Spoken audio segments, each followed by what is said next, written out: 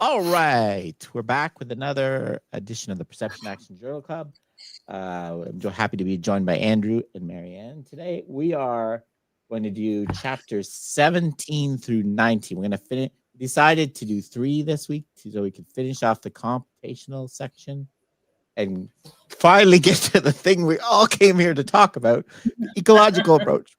So we're going to battle our way through this one. It's pretty heavy going, so we're not going to, I don't think we'll go through everything, but hit the high points, hopefully. Yeah. So, one of the things that, I don't know if this was a correct summary in my head, but basically the preceding, Turvey actually talks, he has a section about this later, but the preceding chapters, a lot of it was explaining the problem with top-down perception, right? Mm-hmm. Perceiving, relying on inference memory, it requires a loan of attention. A lot of this is a lot of this seems to me attempts to go bottom up by computing from the by the retinal image, like the one we were talking before, like David Marr, that's called the 2.5D sketch. He put a lot of effort into seeing how much we can get out of just before adding anything else in. So that's kind of my overall theme I picked out of this. I don't know if it's quite right. And a lot about computation and symbol, like pattern recognition, is kind of a bottom-up approach, I guess, sort of. But so and then a lot about what is computation, symbol manipulation. So, but yeah. So what do you guys? What's your kind of overall? Or we can start with chapter 17. If anyone wants to lead off, these are always hard to get starting point to get into. Yeah, I did. It's interesting. I did struggle to find a theme for these ones. Yeah, that's the thing. I've been thinking about the fact that it would never occur to me to actually teach a course structured like this. Yeah, because it's really hard to know sometimes why he's talking about what he's currently talking about. And that's been the thing I've been trying to do. And I just want to make my notes for the blog. And in these conversations, I keep trying to find the thing the reason why he's talking about something. And I think I was just thinking while you were chatting, I think the looking at this as working through some of the moves of trying to see how bottom up you can be is an interesting framing, right? Like it explains a few of the things. It actually so the whole lecture 17 about pattern recognition is basically all about multiple attempts to take signals and do stuff to them so that you can get stuff out of them. Yeah. And the question keeps coming out that the what's going in just isn't good enough to support anything, right? There's all the assumptions of poverty of stimulus are getting in the way. No one's got a notion of lawful information. Yeah. So this way, and it brings my. I took from that and hopefully I did understand it. Because there's still, so you still end up. And it makes, one of the main kind of theories, approaches. Sorry, guys, I'm losing you. I think we're all out of sync. There we go. Are we back? Yeah. Yes. Yeah, we lost a little bit of the connectivity there. Okay. So, Marianne, what were you? Did you have some? Yeah, I was going to say that there still seems to be that problem then with the learn on intelligence because there still needs to be something that understands what to pay attention to and how to do that in the first place. So you've kind of taken one chunk down. I think it's right at the beginning, isn't it, chapter 17, saying actually, but there's still that separate bit is like, well, where do you put the category dog, or where do you go find the stuff that you need? So you still end up, you just move the problem somewhere else. As that was kind of big picture, my take from that bit. Yeah. And that's the end. That's the endless problem of all of this, right? Is that it's connections here with me too. The whole thing, I think. But let's see. let's let it think for a minute. Yeah, I Okay. seem to have Andrew, but not you, Rob. Or you're coming in and out, and Andrew's fine. That's how I'm finding it too. I think. Not sure what's happening. I'm going in and out.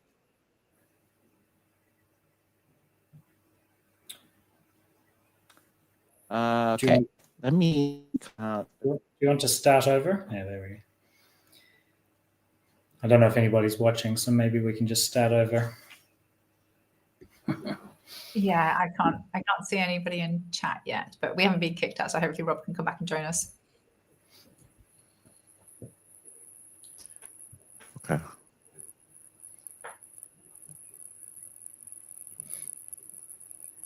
Okay, maybe. How's that? Not great. Nope, you're looking. I can tell by your face. No, we're still okay. We're having some connectivity issues here. Let me try. I don't know if I end it and start it again. If that will, I don't think it will work. Let's try this.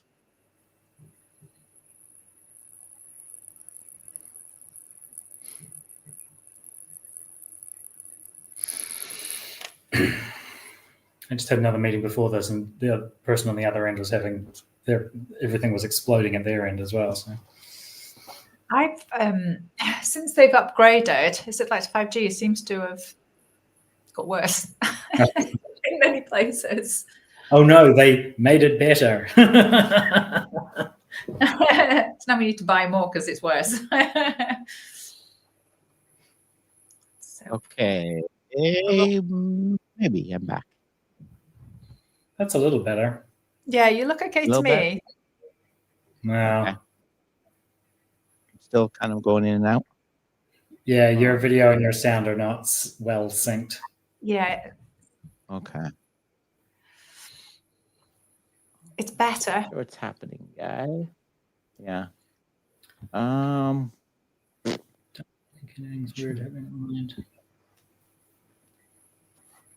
I don't know if they're doing some stuff here or something. It's a good excuse for Andrew talk. All right. We were trying to convey so much dense information that the internet has become overwhelmed. Yeah, we're breaking it. Yeah, the computing is. Get a computer. We're going to trash computing, and my computer is rebelling. It's failing. It knows what's coming. Do you want to turn your stuff all the way off and then try turning it all the way back on again? Do you want to do that, or? Okay, let me try this again.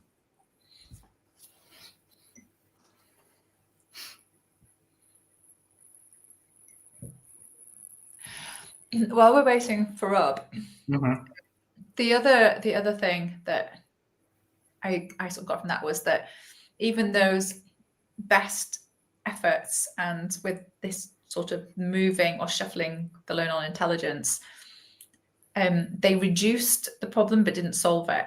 Okay, it felt like it still didn't actually get somewhere that would work for us, even to the point of saying, well, maybe, millions of years of evolution, it could. Yeah. I think that's the problem with these loans on intelligence, is that they are unrepayable. And sometimes you can come up with a really sophisticated theory that lets you put off that fact for quite a long time, but it always comes to bite you in the end. Yeah. And the accuracy that we have as a species is still, it's made it better, but not that good. What do you mean? I can't remember the place, but it was saying that it can reduce, or it wasn't the Turing, which was the other one that said you can reduce the problem so that you go from, like, it could be this complex to this complex, but it's still not actually. Was that our perception stuff? Yeah. Oh yeah, right. Yeah, that shows up in the next chapter. Yeah, sorry, I skipped to check. No, so it's fine. Now I know what you're talking about. Yeah. How's Rob connecting? Is that any better? I tried. That's definitely better for me, Rob. Okay. Yeah, it's better. Andrew? Better. Okay, still not. Yeah. Not perfect, but Okay, we'll see how it goes. We'll get Okay. this is the last thing I could do. So if it doesn't work, we'll abandon. But yes, I think we're talking. It is hard. There's a lot of different examples he brings into that. Yeah, at first you're like, why are you talking about DNA now? And then language. But after you read it, you're like, okay, I get it. But yeah. Yes, he was really, but yeah, right. Just trying to figure out the why of what he's talking about, right? Yeah, he's like chapter 17 talks about a lot of different things, for example, and it's like, why? Right. So it's funny that. So he spends quite a bit of time talking about, like, so in chapter 17, right, pattern recognition. He's effectively talking about categorization and concepts. Yes. Right? And I remember when categorization was a super trendy topic that all the fancy mathematical cognitive psychologists really wanted to be doing, right? At Indiana, we had a bunch of people doing categorization. You know, it cites Nosofsky, but we had Rob Goldstone and John Krushke and all these people doing really sophisticated stuff. And I remember noticing a few years ago, I had taken over a cognitive psychology module and I was flicking through the textbook just to get a sense of the topics. And concepts in categorization fell out. The chapter on categorization went away in one edition update and never come back. Yeah.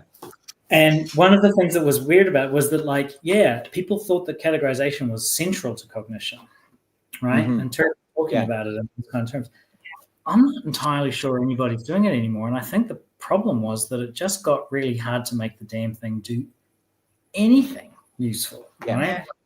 These models of categorization just continually ran into the problems that he's laying out in the first bit of chapter 17. I think, I don't know for sure, but I always and it was really interesting the fact that this major topic just fell out of all the textbooks. Yeah.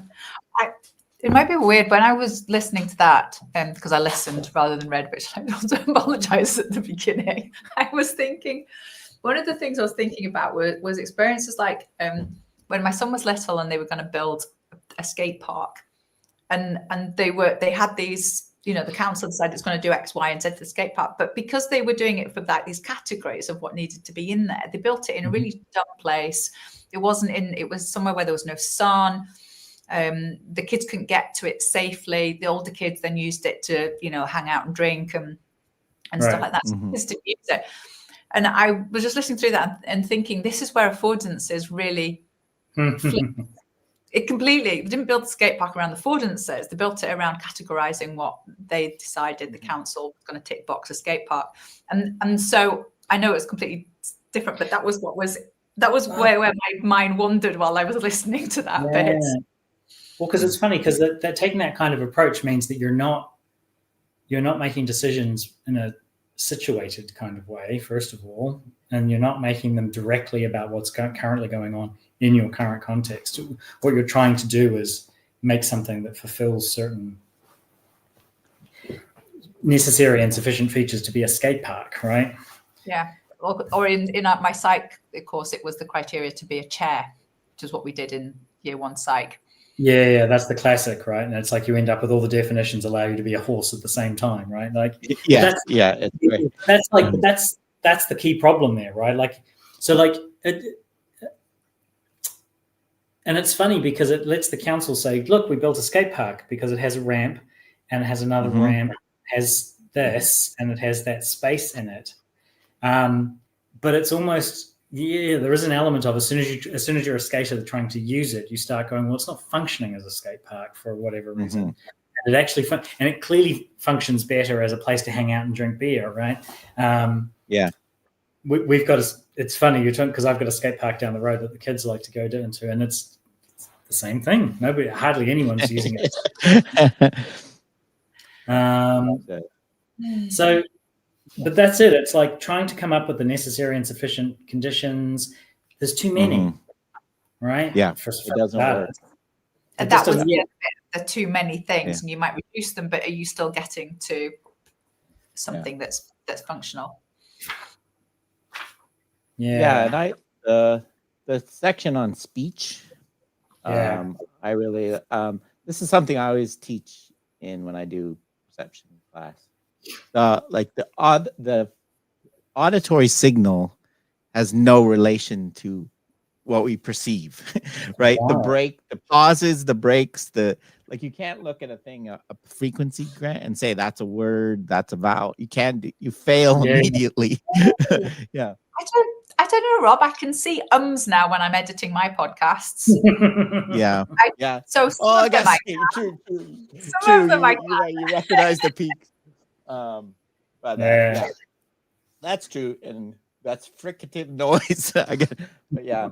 So, but I think the point that there's nothing inherent in the pattern that allows you to categorize and sort, and yeah. And except that there must be something, right? So that's going to be the other feature, is that if you go looking and all you find is a mess, but when you ask people to interact with it, they do pretty well.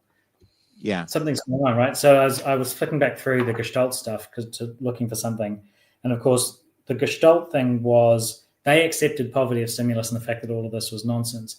And their idea was that it was neural dynamics that imposed that coherence, right? They weren't explicitly talking about representations, but they opened themselves wide open to it being a mental representation that fell afoul of all the same problems. So even though they were trying to do something different, they ran into all the same problems. Why? Because they were looking at the information, or they were looking at the signal incorrectly. So yeah, the speech one's fascinating because, you look at the frequency analysis and you look at the spectrogram and do all this sort of stuff, and you can't find a word in there. And one response to that is to go, well, somebody has to come along and put the word in. And the other response is to go, your spectrogram is not measuring what ears measure, right? Yes. Yep. And that's going to be that's of course going to be Gibson's key move. But again, it's the problem. Like every time, they were talking about categorizing letters and identifying, pulling that sort of stuff out, categorizing the dog, all those kinds of things. There's just, every time you look at it, there's no way to seem to get all the bits, all the views that you need. You get all kinds of problems with that. And again, this has been a real feature of the first part of this book, is everybody or nobody was stepping away from everyone was looking at the problem of the signal and going, well, that's a problematic signal. How do we solve that? And nobody was going, we've clearly got a stupid description of the signal until Gibson. Yeah. Right. And that's the move. Yeah. And that's everything falls out of that. Yeah. Yeah. All this is leading to when I say there's nothing in the signal, of course there is. That's where Gibson's heading. Direct perception, right? Yeah. But in the way that we describe it in physics terms, there's nothing in frequency. Yeah. And this is the other feature, right? So we get into this a little bit in Lecture 18, I think, where one of the promises of the computational theories and the theory of computing was you have this astonishingly powerful symbol manipulating apparatus that can allow you to do incredible things. And so the potential was, maybe this is it. That's why everybody got into computation. Maybe, that's why this is potentially interesting, is because it can solve the problem just by being incredibly powerful and sophisticated. And then, as Marianne was saying earlier, all that did was shift where the problem revealed itself. Yes. Yeah, and even the straight line example with a prism, that's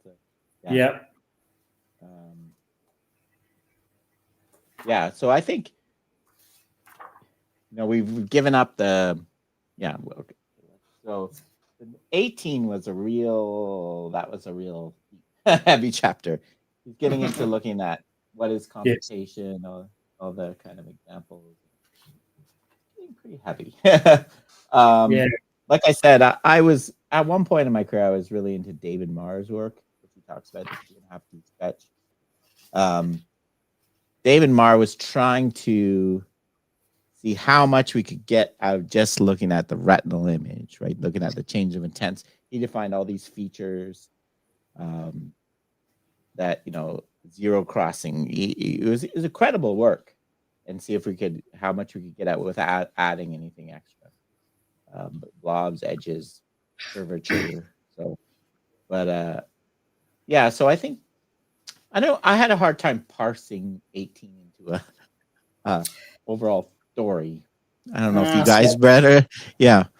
I think I have the story of chapter 18, which is, you thought theory of computation was going to save you. It turns out that there's a bunch of things in the theory of computation that formalize the fact that you're screwed. Yeah. Okay. So, yep. So, and I think that's what I kind of got the sense of that's why he was spending a bunch of time on them. So, like, he gets into Gödel's stuff, for example, right? And I don't know, I can never hold the details of this in my head, but the Gödel incompleteness theorem is basically a fundamental limitation on what these computational systems can do, even if they're consistent and coherent and can do all this, and even if they're okay and useful, they're never complete, which means that one of the things that potentially could save us and solve all the problems, when you actually really crunch the actual numbers, the literal numbers that underpin the theory, it pulls that doesn't exist, right? Mm-hmm. And that's almost interesting, right? Like, it's almost interesting in the sense of we've been banging up against all these symbol manipulation ideas and these bottom-up ideas and various kinds of ways of trying to infer your way out of problems, right? And we keep coming up against the problem of, no, it doesn't work. It doesn't seem to work philosophically for some reason, right? Yeah. And now all of a sudden, computational theory comes along and is an implementation of all of this. And then the maths tells you that it's not going to work. And I think that's, I don't know whether that's just a superficial similarity or whether that's actually a deep connection. I suspect it might be a deep connection, but I don't know for sure. Yeah, no, I think the one the kind of analogy he makes to chess a few times. Yeah. Like, chess is a formal system with a set of rules, and that's kind of what people were trying to define, for example, perception as. But chess is much more closed, though, isn't it? Yeah, it's a closed system. That's a big deal. Is it P complete? I can't remember. Because that gets in. So Gödel's incompleteness theorem is one of the big disastrous things that happened in the early 20th century. And then there's this NP complete NP hard problems, things that you can't solve in polynomial time, right? Is another disastrous feature, right? And if you run into a problem that is NP complete, then you're screwed. Right? Is apparently the fact. Is this the one they're trying to say evolution possibly solved it because at X amount of time you might get to the stage where a lot of that would be solved?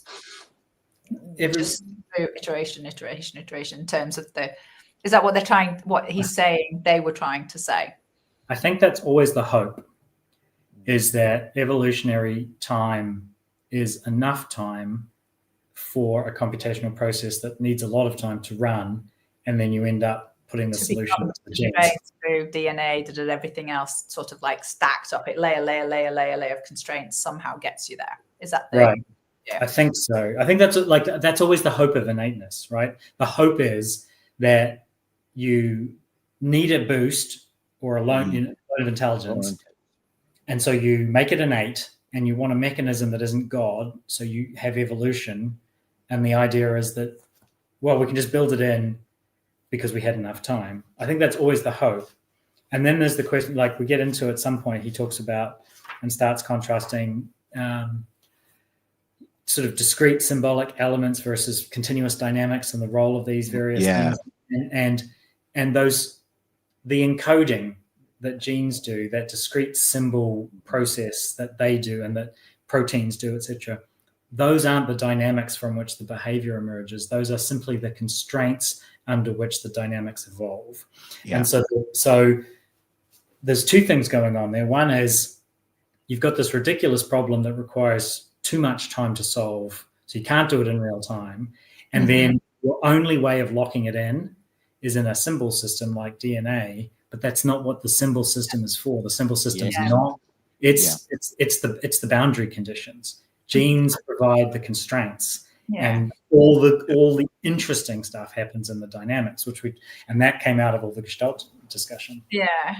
And the other bit I thought about that was, with the argument, is almost like saying that I know there are bits of us that are not necessarily super efficient for our current way of life, but it's almost like saying that whatever environment we're in has to be the same as it was millions of years ago, otherwise we won't function, because it's taken that long to get to the state where we can interact. So that it doesn't work. Humans have evolved, like our evolution and what we do is huge, and so other animals are adaptive enough for you to say no, that can't work. Like a horse's hooves need to be able to adapt in real time to the terrain they're on, not to what terrain a horse might be on in 200 million years. Yes, but the reason you have hooves rather than feet is the kind of thing you can lock in a little bit. Yeah, that can be a firmer constraint that you've locked in with your genes, because that's okay, because having hooves versus feet is okay, and then the details of how those feet and those hooves look and unfold and do their thing in real time has to come from the dynamics. But there has to be a real time element to adaptation, because we have to adapt. I think it's interesting, though. I really do, that I've come across this in the literature before. There was such optimism in psychology. Like the enthusiasm. I read some old Newell papers once for a paper I was writing, and he's so excited at having been handed this amazing apparatus that was exactly what was required, right? Like, and then and not to downplay the theory of computing, right? I keep talking about the fact we've got. I'm talking to my computer and it's doing a lot of computation. It's doing 57 bajillion things. And it's, with the exception of throwing Rob out earlier, it's doing them pretty well, right? Like, so we're not arguing that computing is not valuable. That it's a model of what our brain is doing, and in perception, that's where it's kind of, but I think. I remember that too. It reminds me of the weather problem, right? Weather, well, we know how to predict weather perfectly. We just need something that's powerful enough to have all the variables in it. Yeah. Right? That's what kind of, and everyone, here it is. Yeah. And we can't. Right? We still can't. We only do it accurately for a few days, maybe a week. And that's a good analogy with it. 40%. Sorry, I remember connectionism being such a massive thing. When I was I wanted to connectionism and neural networks. When they first came in, which correct me if I'm wrong, parallel processing. I think ecological psychologists kind of align with this a little. They like this idea because it sounded more dynamic. Like dynamic. It's it's a property of the system, not in a specific brain location, right? Yeah. Is how so connectionism is basically the idea you have input. It's a neural network. You have an input and an output, and it's connected by weights, connected by hidden layers that learn and change their weights. So, whatever attribute you're talking about is basically a property of you could drive the whole system of the weights, not located in a specific area. And it can deal with things like missing information and everything not being perfect and stuff like that. So there's masses that it. Well, that was it. It was designed almost specifically in opposition to the traditional good old-fashioned artificial intelligence, right? Symbol manipulation systems, and absolutely. So there were arguments that just went back and forth in the literature for 25 years, where the connectionists would go, your symbol system can't cope with a little bit of noise. My network degrades gracefully, right? Like in a way that you'd expect, right? And yours just breaks instantaneously. And then someone would come up with a symbol system that did something to cope. And then they would go, but your neural network can't do this. And the neural network people go, yes, but what if I tweak that? And so there was a really interesting combination. But the neural network move was definitely connectionism as a move towards dynamics, right? And so that's got to be good. except that it sort of, again, it didn't quite end up. It didn't go far enough. Yeah, it's too computational at the could you use connectionism if you pumped in law-based information into it? What happens? This is the question that ecological neuroscience people are now asking: is what happens if you take a brain and pump information into it and look to see what happens when information flows through, as opposed to giving it a discrete image or something.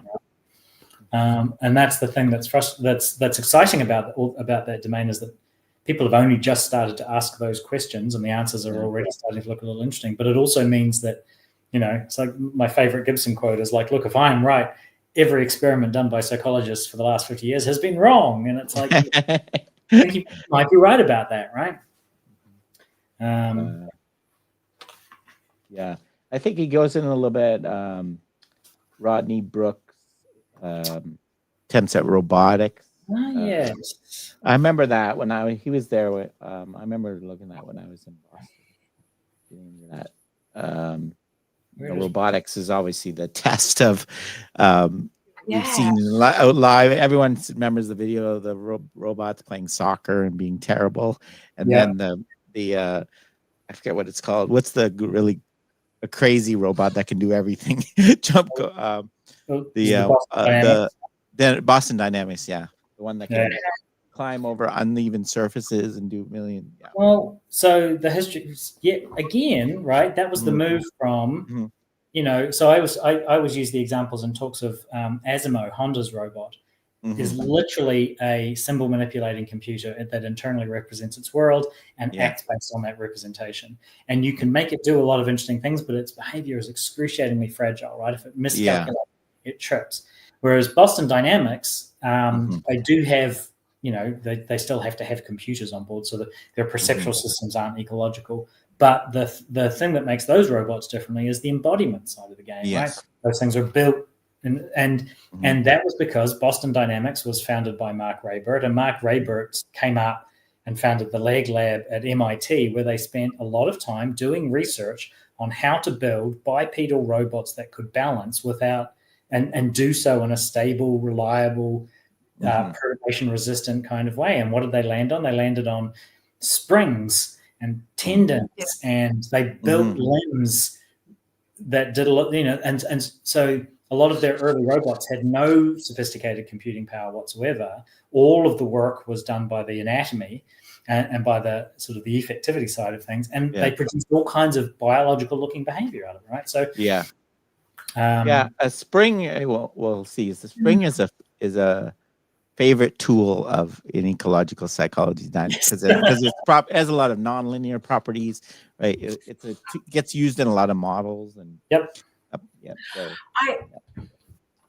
I remember actually the robotics is really interesting, isn't it? Because this is now where we take the computing into perceiving and moving as well as just thinking, which it gets really important. And even back in the day of my undergrad, we still looked at a lot of robotics within motor control, motor learning. I can't remember who it is, but more recently, one that I found fascinating was, I think Kathy Sierra shared it. It was a spider robot, and it was more from a sort of learning perspective. So this was a six-legged spider, basic all-terrain vehicle for military type thing. You remember it? And one of them, one of them was the algorithm they programmed it was to try and walk correctly like a spider, and another one was just to move around and just explore movement. And it wasn't asked to do anything specifically at all, and both ended up being just as effective, landing on the same solution. So again, it's constrained by the physicality, but then they chopped one of its legs off, which is very weird. I'm watching it. Oh no, it's all right. Just don't put googly eyes on it, or we're doing. And the one that had been, had learnt in inverted commas to walk correctly was like pretty stuffed, really, going around in circles, couldn't walk, couldn't adapt. And the other one very quickly hit on a very, a spider limp, and could still go in a straight line and be just as efficient and quick as the other one. So somebody said they're watching it now. All right. Oh no, it's everything. Yeah, so that was really interesting. So now we've got this match between the physical constraints and and you're starting to give a more interesting picture.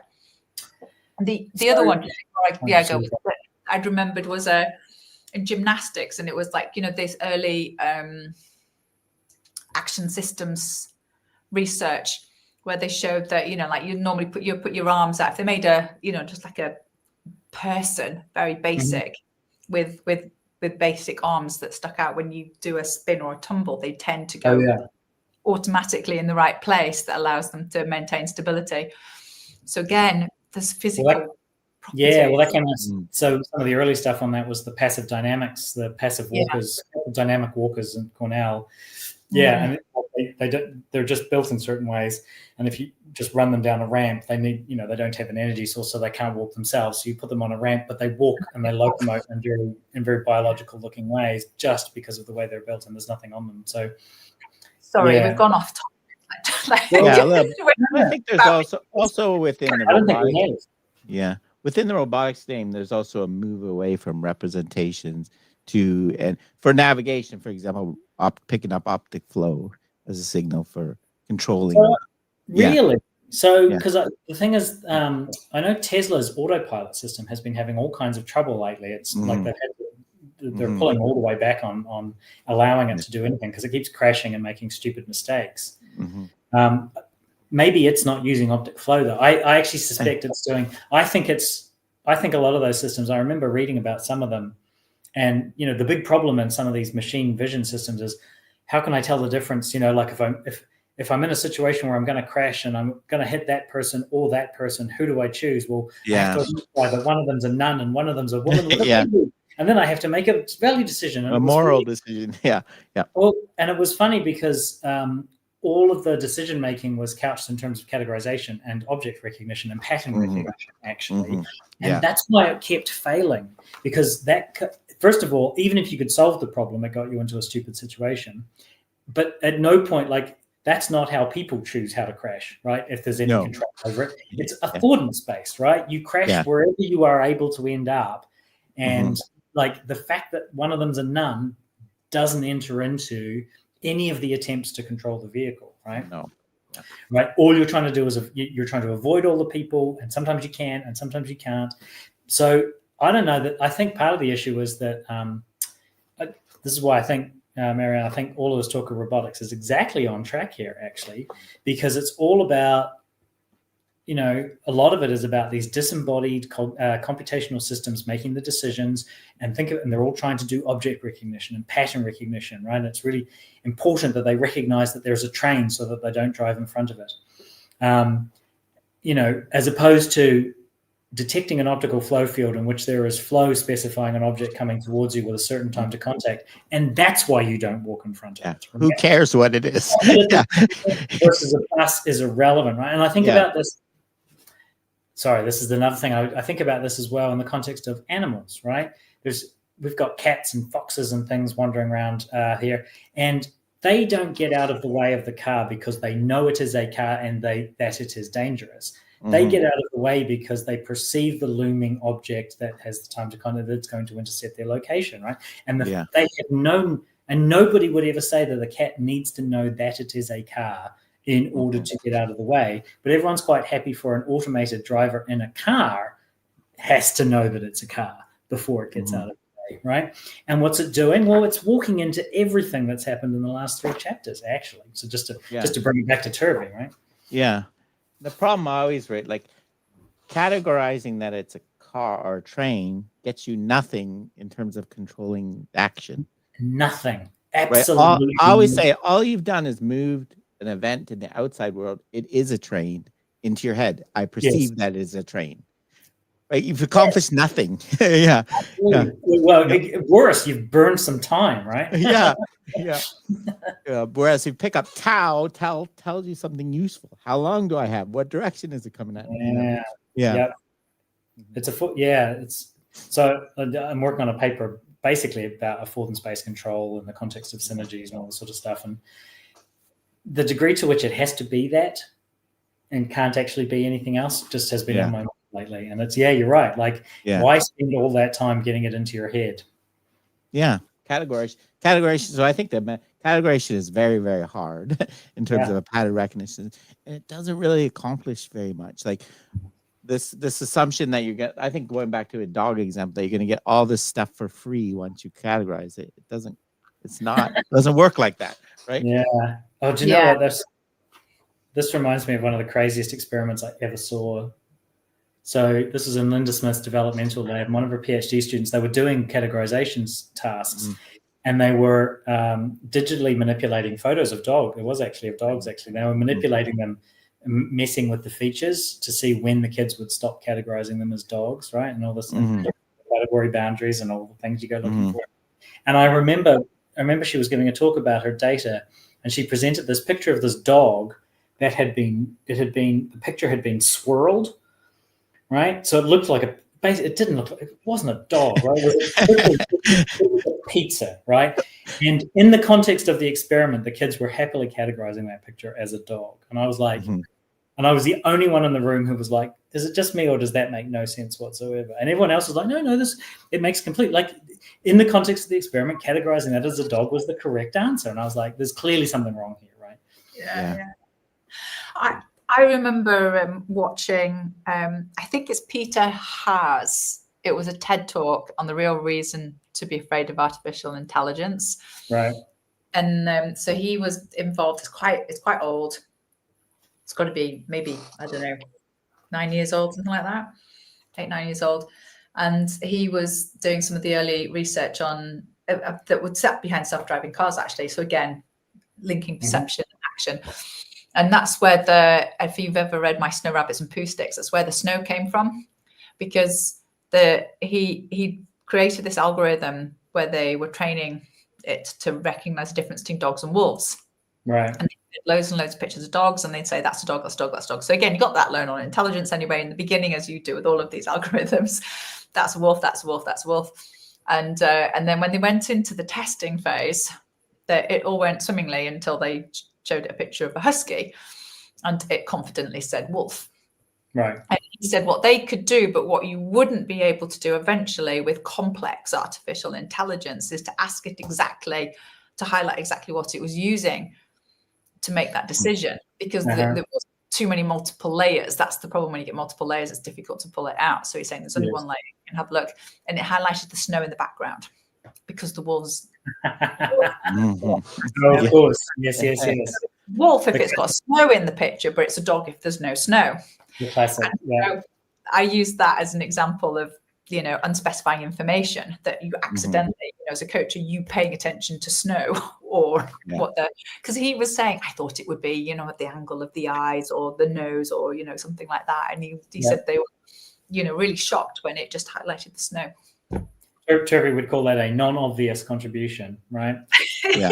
Massively obvious in hindsight when you just look at the statistical distribution of the pictures, but it never occurred to anybody in the lead up, because the things that the guesses that you generate about where you think the problem lies come from your theory of how the whole damn thing works in the first place. And that theory is only going to make some things obvious, and it's not going to make other things obvious. But it's not, this hasn't, I think, there's another one as well, wasn't there, with a big medical thing that they were going to launch that supposedly could tell whether a picture of a skin lesion was yes. They realized it was using the distance of the ruler from the lesion, because when doctors were more concerned, they tended to put the ruler closer, but they were less concerned if they put it further away. But because these have not gone, it hasn't evolved through, actively engaging in an environment in a meaningful way, that it could be on something that's completely irrelevant. And if you get too complex and too many multiple layers, you can no longer ask. And that's what he's saying. You can't then interrogate the system because you don't know where that intelligence has gone. Yeah, going back to your point about experiments, I used to do stereo vision experiments and 2 alternative force choice. And one experiment, people's thresholds were ridiculously low, and I realized it because the equipment I was using to generate it would make a little sting on the screen. So people were judging it not based on anything. That's the problem. Claire Michaels makes this point. We don't have access to perception. We're measuring post-perception judgment. Yeah. And people, when you force them, say, is that a dog or a cat? They'll give you some answer, right? It's not what maybe it's not, so it's the same if I ask you, what were you thinking when you made that fat pass in the second half of the rugby match? They'll give you some answer, but whether that's because the assumption is that you perceived it, you categorized it, identified it, and then behaved. But then what actually happened is that you perceived it, and then I asked you to do two completely different things. Yes. Yeah. Yeah. Is it worth exploring that this whole categorization seems to miss the why you paid attention and noticed it in the first place thing? Like, because we're not actively perceiving everything that's possible for us to perceive at any moment in time. And the classic example I always used to get told was, we're not aware of what our big toe feels like unless we wiggle it and actually focus there. So that there's this whole filter already happening, and there's something about asking somebody to look at a picture and categorize it that changes the whole way in which you're perceiving it, because you just wouldn't normally do that, would you? You would notice the dog for a particular reason, or not notice it, go past it and never notice it was there. Yeah. There's no intention in any of this, right? There's no intention of why you want to know it's a dog or what kind of dog, or yeah. But also that just gets back to the point, right? Doing a categorization task and acting with respect to a thing are two completely different tasks. Yeah. That are entirely distinct from one another. It's not that they are different steps in the same chain of events, right? Yes. Yeah, that's the assumption. Yeah. Yes, you more succinctly explained what I was trying to say. No, but it's true, right? Like it's all of this stuff is just but this is the other thing, right? So what we're seeing is all of these assumptions being baked into the kinds of experiments that get run, to the kinds of interpretations, and so there's that theory dependence of observation and theory dependence of experiment is something that any good philosopher of science knows about. But it's just interesting just to see it in action. These things are nailed to one another. The what you think is going on depends in a big part on the theory that got you there in the first place. That's what theory's for. Right? Yeah. Sorry, can I say something that what Peter Haas was saying about artificial intelligence, that when we're doing those experiments, we're almost making the same mistake, possibly, aren't we? It's certainly one that Gibson might say is irrelevant, because there's so many layers underneath that have just not been made explicit about why you would choose to do that, what you're measuring, what you're paying attention to, that it's difficult to unpick. And then you get generative AI. You get generative AI models now with hundreds or thousands of layers, and people really do just go, well, it must be thinking there's so much room for it to maneuver, right? And all that's happened is it's just it's difficult to see the pattern that, was being, it can't, and those things aren't reflective enough to tell you what they did. They probably wouldn't even know that it was interested in the snow. But although it shows up, right? So when you get AI to make a video, for example, you get hands with too many fingers. Why? Because it just keeps extrapolating that when you have there's a finger next to it, right?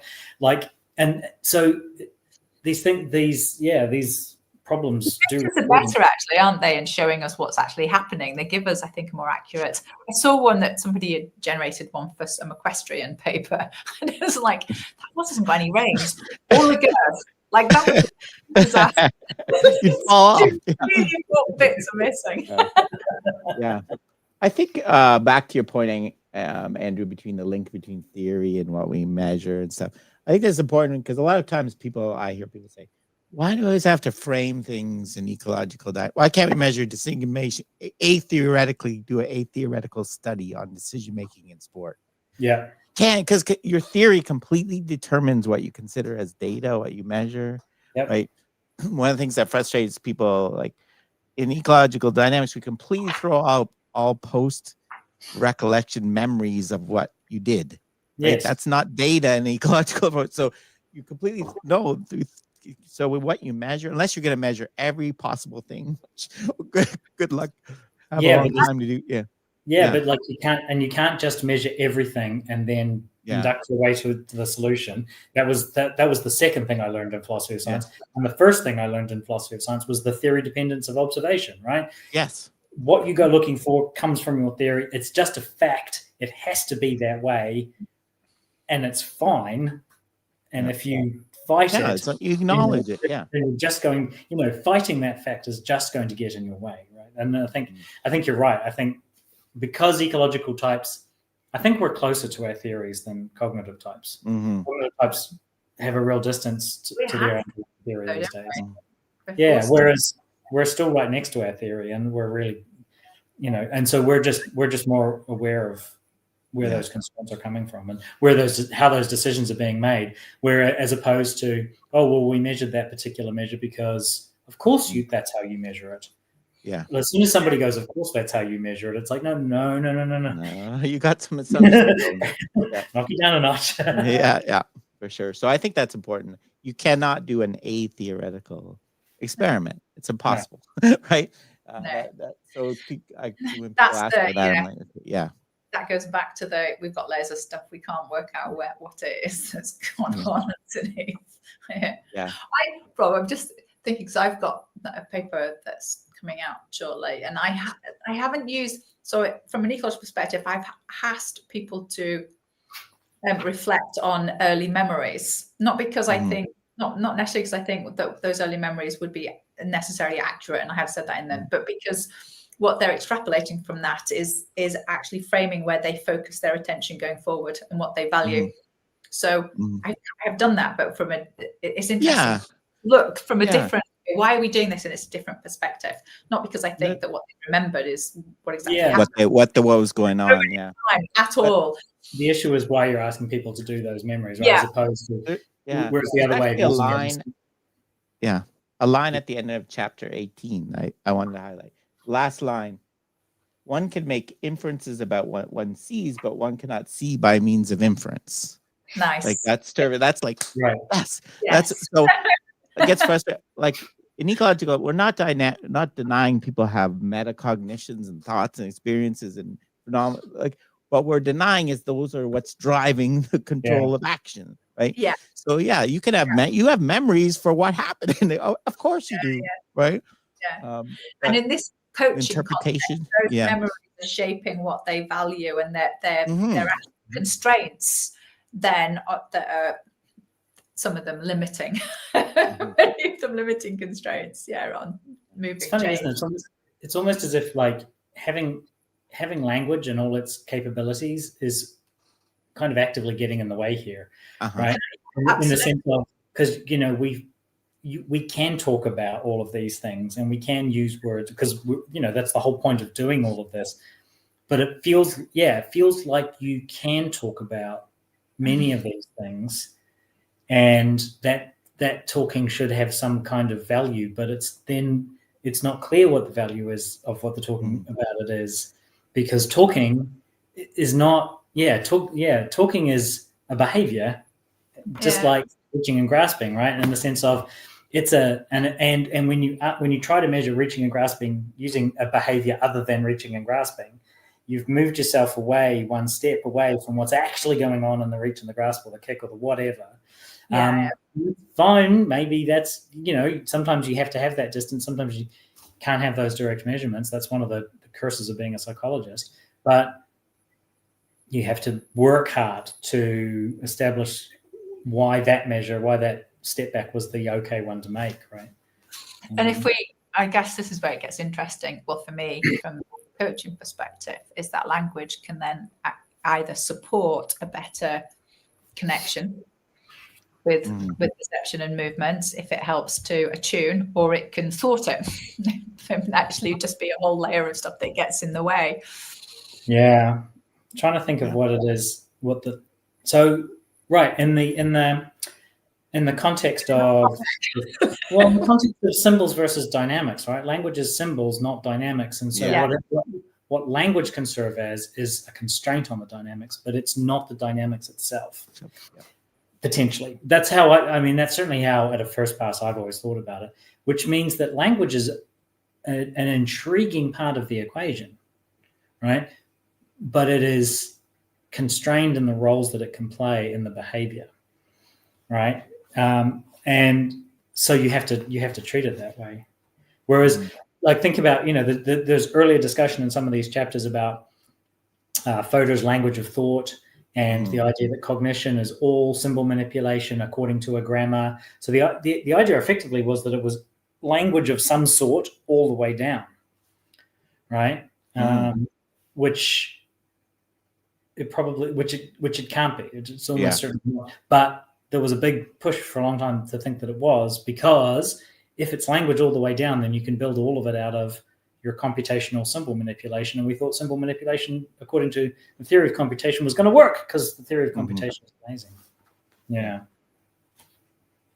Yeah, and then I like the very last section 19, the top-down fallacy. It really gets into the loan of intelligence problem. Like, if you assume that we need memory and inference and past experience to interpret, to perceive, like, it's just a logical impossibility, right? That means, where does that come from, right? You need perception to get that, but basically your perception is garbage until you have that, right? It's impossible to learn. So again, it's last line: to cut to the chase, acquiring useful top-down knowledge requires acquiring true knowledge by means of perceiving. Only perceiving directly can ensure that. Yeah, right? That's where we're going to the next section. But I think he brings in some good. So, I don't know if there's anything else in here.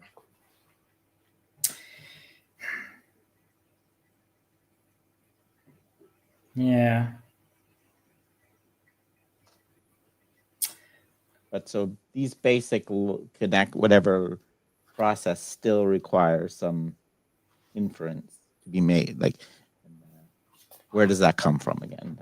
Back to the problem we laid out in previous chapters. Yeah.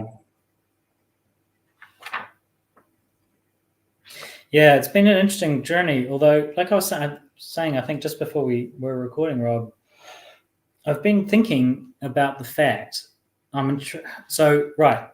this is all based on the course at UConn that Turvey used to teach, the infamous course.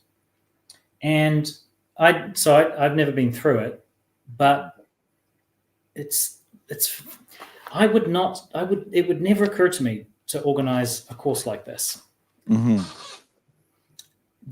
Because we've had to work really hard to find the relationships and the interrelationships, between the why of why he's talking about various things at various points in time. Like, that has not been it's been really hard to find the thread that is developing, right?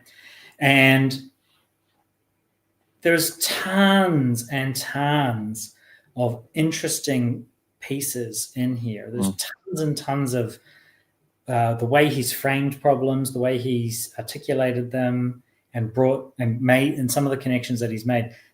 Some of it's really just kind of been quite a revelation as we've gone through it. But damn, there was a story to be told that we've really had to go digging for. I'm intrigued. I know it's not. It's almost like a stream of consciousness, kind of.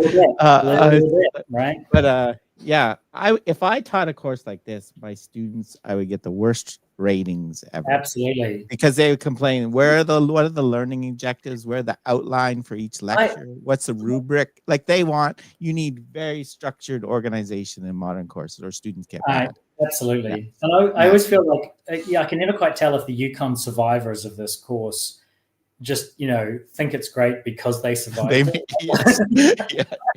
It's like, Jeff used to talk a lot about character building whenever he went off on a Turvey rant, and it was like, yes, but also there's character building and there's being supportive while the building of the character is happening.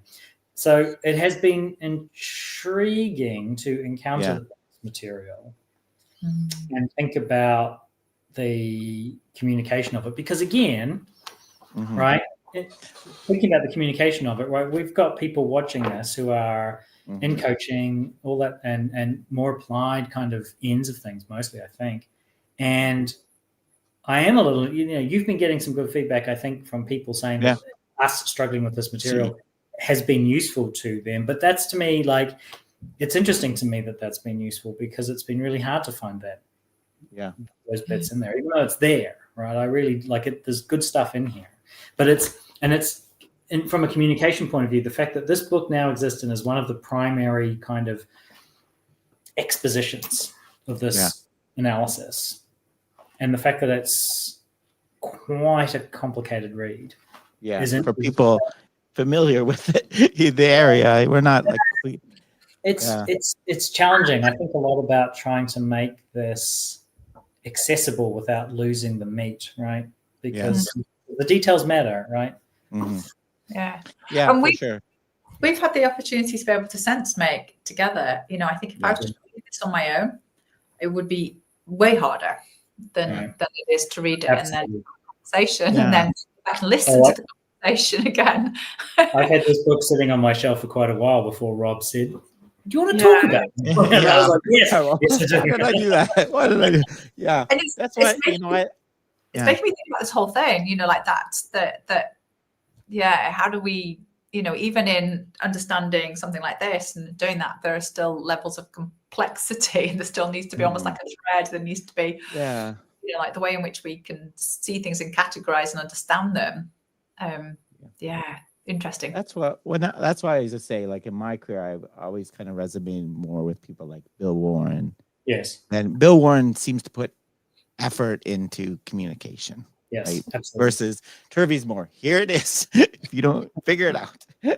Maybe I'm over, you know, I'm sure in his courses are amazing. And he's one of the most amazing speakers I've ever seen in terms of half the time you're like, oh, what is he talking about? But yeah, so it is a very interesting. Maybe it's another book to write, Rob.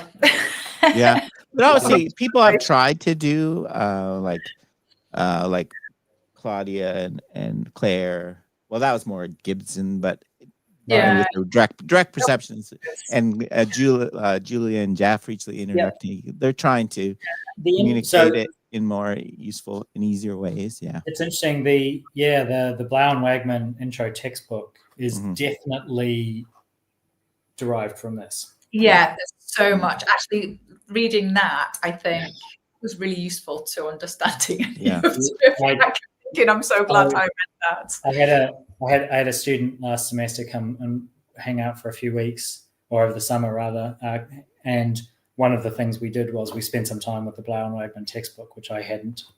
I had read it, but sort of not properly engaged with it, and we were doing it at the same time as we were doing some of this, and there were examples directly ported over from the book. So right, okay, this book exists. This is kind of the full powered version that's got all the bits in it. Yeah. And Julia and Jeff have done sterling service now in creating a version of this book that is useful at say an undergraduate teaching level that still contains the meat, right? They worked hard. They did a great job. Yeah, they did a really good job. But they worked very hard not to compromise on any of the important stuff, and they did bring a lot of some of the complexity and some of the really meaty philosophy that we've been talking about. That came along for the ride because it had to. So well, maybe that's it. Maybe we have this and we have that textbook. And we have that. And we have some other things. And then there's also an audiobook. So I did listen. I read it first and then I listened to it because Julia reads it. Oh, of course. She does a super job. So there's extra in there. And the one of the things that works for me is humor. And she adds more into the audiobook. So both of them, I kind of feel like, they're both good. One other thing I think from Turvey really, I talk a little bit about this in my new book. One thing Turvey, I think, really embodied, embraced is that this is a theory of everything. Right? It can explain from DNA to, and that's why I think he showed his examples from. He doesn't stick with simple. I think so too. Yeah. He wants to. This is a theory. Dynamical system can explain everything, right?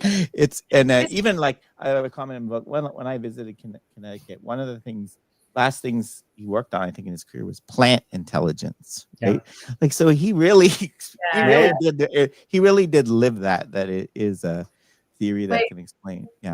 Everything. Ways of being is good for that. I do. I think one of the things that again, I try and get across to coaches, if you've got your pedagogy should be underpinned by some kind of theory of learning, and that's going to be underpinned by a theory of mind, which is basically ends up being a theory of everything at some point.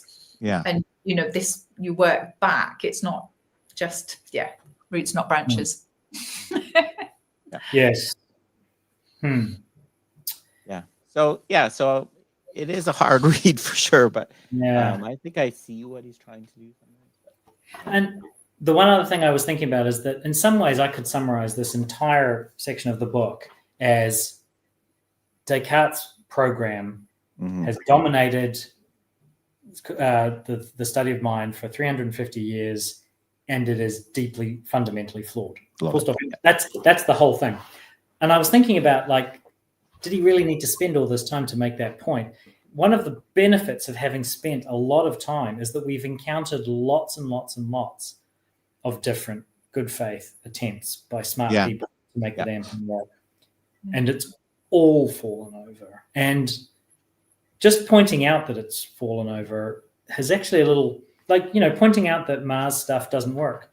People are still pretty excited about Mars. People think Mars solved a bunch of stuff still. Yeah. Pointing out that the 2.5D sketch just kind of falls apart for the same sorts of reasons.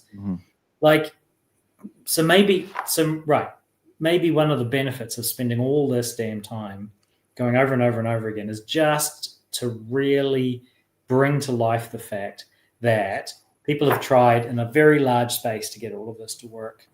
And it's not that ecological psychology is showing up and solving a problem that doesn't exist. It's a problem that has never been solved before, right? Yeah. And they all tried to solve. Sorry, Rob. No, I think I appreciate the historical kind of perspective. Like this last section, we can finally build and test these ideas directly with competition. And still, it didn't work.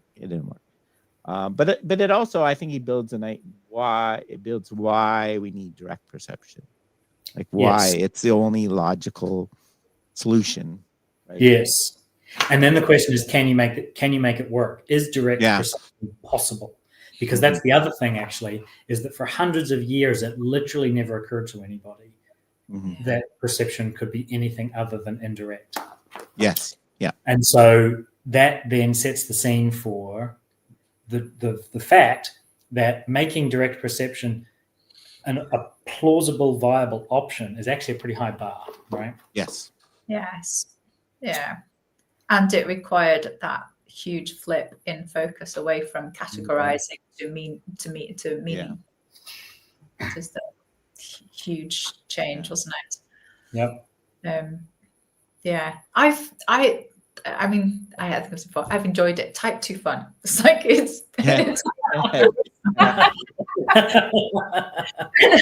but I think it does. And I'm kind of keen to go back and read Julia and Jeff's book again after reading this, because it is that becoming attuned to stuff. I've got some bits from before. Yeah, maybe we'll do that next. We'll go. What did we just learn? Let's. But, after maybe no. See, this is it, right? We're falling into we've survived the Turvey seminar. Yeah, we done. Yeah, we're tough now. Yeah, it's like. I was thinking of Lou Hardy quote where he said, "Oh, we're born and we die, and in the middle we just struggle, and it's the quality of the struggle." Turvey's really good. Yeah. In the middle we just struggle. Yes, clearly a man who's been reading his Turvey, right? Yeah. No, but like we said, next section we're finally on to the ecological perspective. Can't wait. Ecological psychology, and where, Yeah, there's a lot in here. I'm sure it won't get any easier. Yeah.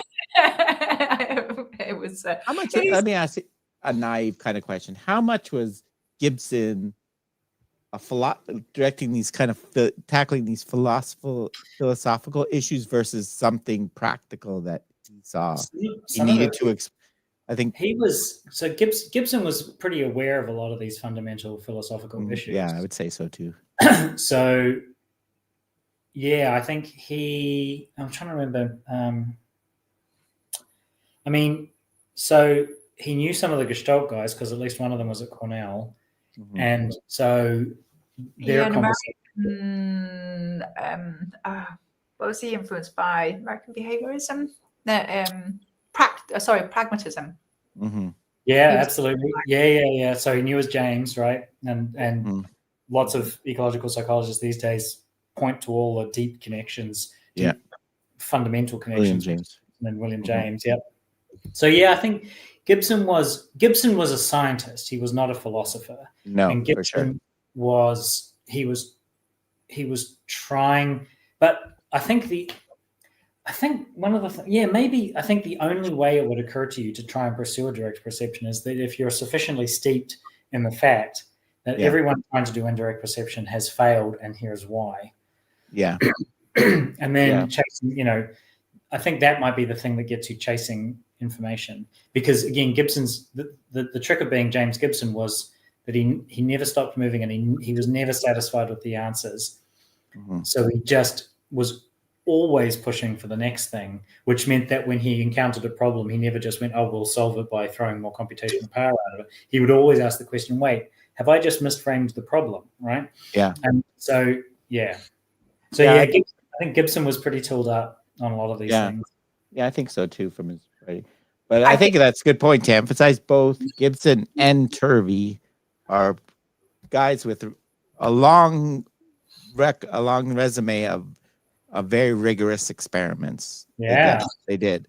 Both of them have done tons of things. They're not just sitting there throwing out ideas, right? They kind of learn by doing. And absolutely. Yeah. And I think Gibson was also, he had his superpower of his wife and all of that. Yes, for sure. Like, you can't ignore parents.